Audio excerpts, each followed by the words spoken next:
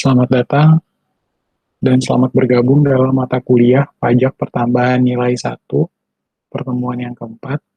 Hari ini kita akan melihat teori berkaitan dengan faktur pajak berbentuk elektronik atau e-faktur. Ya, ini alasannya kenapa pemerintah harus membuat faktur pajak dalam bentuk elektronik. Ya, karena sebelumnya seringkali terjadi ada penerbitan faktur pajak fiktif, sehingga pemerintah atau dalam hal ini Kementerian Keuangan kesulitan untuk memantau, memonitoring terhadap faktur pajak yang beredar di Indonesia, sehingga akhirnya diberlakukan faktur pajak secara elektronik. Nah, tentu melihat dasar hukum berkaitan tentang faktur pajak tersebut, itu disebutkan dalam Undang-Undang PPN, pasal 13 ayat 8 Undang-Undang PPN, tentang tata cara pembuatan faktur pajak dan diatur dengan atau berdasarkan Peraturan Menteri Keuangan. Kemudian yang kedua, Peraturan Menteri Keuangan pasal 19 PMK 151 garing PMK 03 tahun 2013, ya ini tata caranya juga pembuatan faktur pajak elektronik.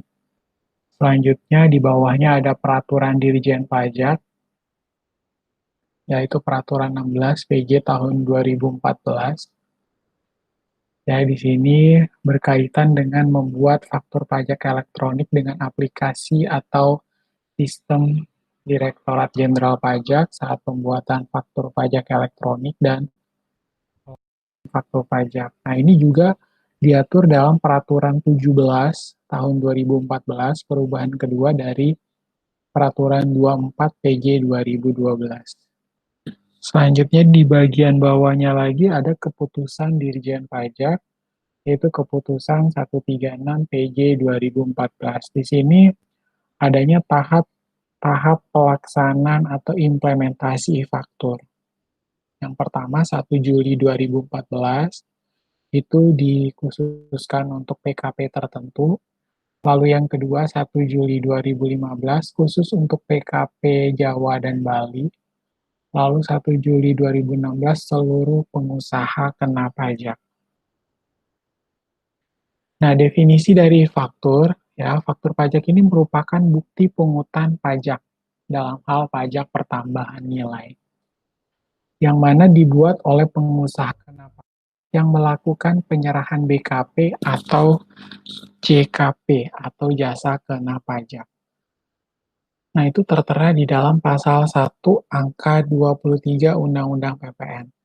Nah, yang boleh menerbitkan faktur pajak atau e-faktur ini hanyalah pengusaha yang telah dikukuhkan sebagai PKP atau pengusaha kena pajak. Jadi kalau dia bukan PKP nggak boleh, Pak. Tentunya nggak boleh ya. Tidak diperkenankan untuk menerbitkan faktur pajak. Nah, untuk menjadi seorang pengusaha kena pajak tentunya memiliki omset ya di atas 4,8 M. Kalau di bawah 4,8 M tentu tidak perlu dikukuhkan sebagai pengusaha kena pajak. Nah, ada kalanya perusahaan kecil tapi karena omsetnya belum di atas 4,8 M, sehingga dia nantinya dia harus dia ingin mengukuhkan dirinya sebagai PKP, boleh nggak Pak? Boleh ya. Omsetnya belum mencapai 4,8 M, tetapi dia ingin sekali menjadi PKP. Nah, dia tinggal mendaftarkan diri kepada kantor pelayanan pajak tempat di mana dia berdomisili. Baru dari sana, nanti dia mendapatkan nomor pokok wajib pajak secara PKP atau pengusaha kena pajak. Seperti itu. Nah, e-faktur atau faktur pajak yang berbentuk elektronik ini merupakan faktur pajak yang dibuat melalui aplikasi atau sistem elektronik yang ditentukan dan atau disediakan oleh Dirjen Pajak. Ya, itu tertera di dalam pasal 1 ayat 1 Peraturan 16 PJ 2014. Ya, nantinya e-faktur ini secara elektronik dan dikeluarkan setelah sudah terdaftar sebagai pengusaha kena pajak, barulah dia akan boleh mendapatkan atau menerbitkan faktur pajak. Seperti itu. Nah, nomornya dapat dari mana, Pak? Nomor seri faktur pajaknya diperoleh dari kantor pajak. Ya, nanti DJP yang akan menyerahkan nomor tersebut. Karena si pengusaha ini telah mendaftarkan dirinya sebagai pengusaha kena pajak. Nah, manfaat dari faktur itu apa sih, Pak? Nah, manfaatnya bagi PKP itu kenyamanan pengusaha.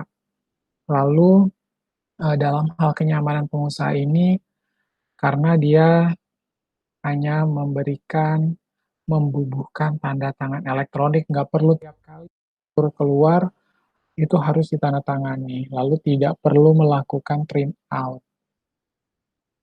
Selanjutnya, satu kesatuan dengan pelaporan SPT atau satu kesatuan dengan pelaporan surat pemberitahuan. Nah, proteksi dari penyalahgunaan pihak yang tidak bertanggung jawab. Ya, di sini tentunya ada perlindungan karena perlu melakukan approval terhadap atau approval dari Direktorat Jenderal Pajak ketika menghasilkan sebuah faktur, lalu faktur itu bisa diterbitkan kalau sudah di-approve oleh Direktorat Jenderal Pajak. Lalu yang kedua, validasi faktur pajak dapat diketahui oleh pihak pembeli. Ya. Demikian penjelasan dari saya, silakan dibaca-baca berkaitan dengan e-faktur. Terima kasih.